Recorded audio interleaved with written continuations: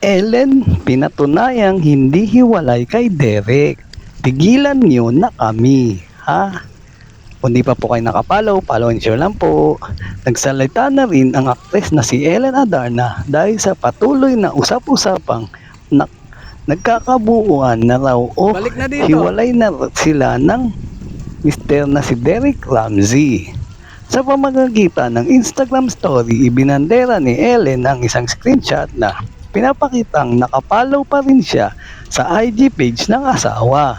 Bungad niya sa caption, tigilan niyo na kami. Dami na fake news eklabu.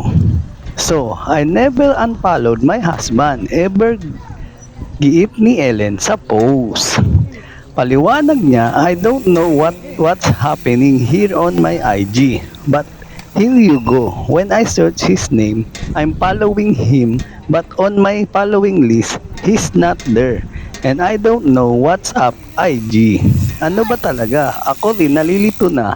Kolon. Anya pa.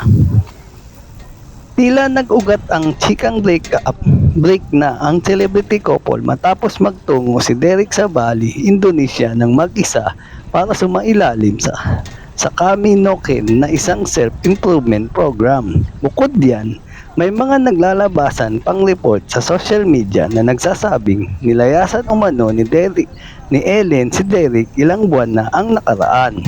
Ngunit nauna nang itinanggi ng aktor ang nasabing mga chismis at tiniyak na nananatiling solid ang pagsasama nila ni Ellen bilang mag-asawa. Showbiz life, stop spreading lies about my family. Lily is my daughter and Ellen is a loyal wife. I don't know how you can sleep at night spreading lies like this.